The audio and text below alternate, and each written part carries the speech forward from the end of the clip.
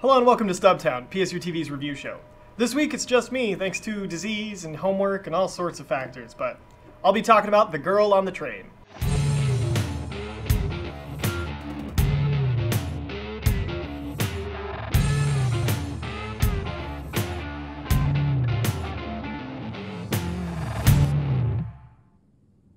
I used to watch this perfect couple. They were the embodiment of true love. I want to start my life over again.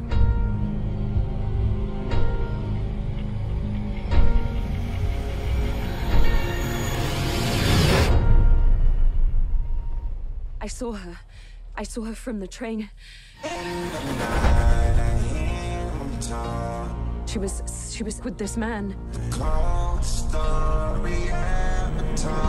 Just for a second. The Girl on the Train is a Hitchcockian-style thriller. It's really somebody looked up the playbook of what a Hitchcock thriller should be. It's got trains, it's got blondes, it's got a falsely accused person.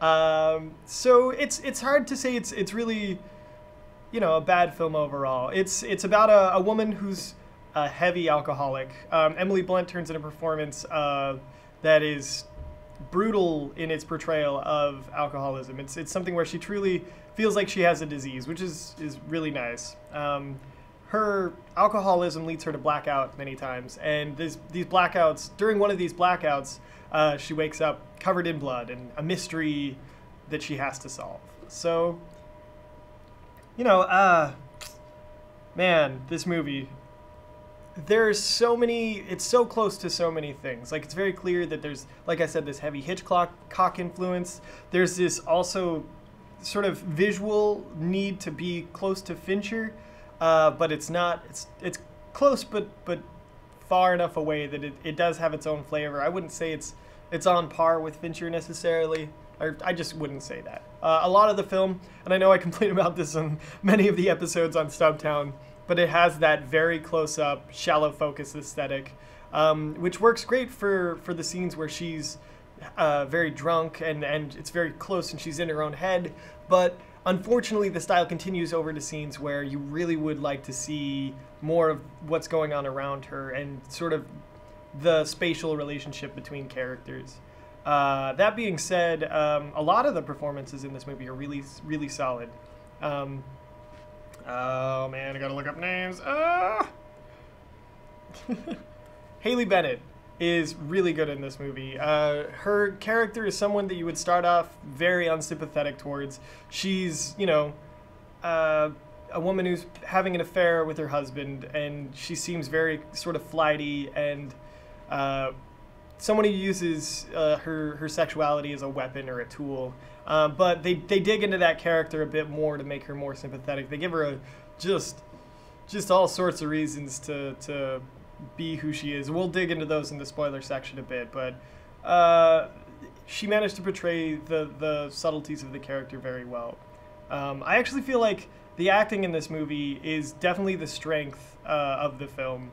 The plot is, it has twists and turns, but they're more or less predictable depending on how familiar you are with the genre.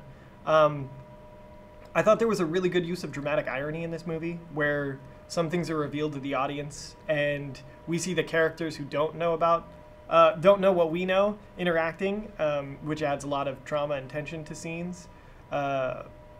So there are things that I really do like about this movie, and I really wanted to like it. I walked out of this movie like trying to like it, but the more I think about it, the more it feels sort of run-of-the-mill, especially the last 5 or 10 minutes. The last 5 or 10 minutes, there's a very dramatic scene at the end, and it had the audience that I was in laughing at a moment you do not want people laughing, and then ended with some really, really awkward voiceover that it didn't match the tone of the film. It tried to wrap things up neatly in a way that just didn't work for this story. So it's kudos to the actors in this film for sure. And you know, to the director's credit, he does have actors with great performances. It's just visually, I felt there was some things that needed to be worked on, and it's also based off a book, you know? Maybe it ends the way it does because that's in the book, and it's a thing that worked in a book, but visually came off a little goofy. So, I don't know. Overall, I would say I lightly recommend The Girl on the Train. If you see it if it pops up on Netflix or something, or it happens to be on TV, go ahead and watch it. You're not going to feel cheated by any means. That being said, I wouldn't pay for the movie ticket for this one. It was just too sort of run-of-the-mill. I'm a big fan of true crime shows and stuff like that, like Making a Murderer and things like that. I always find that stuff really interesting, so I'm kind of a sucker for murder mysteries.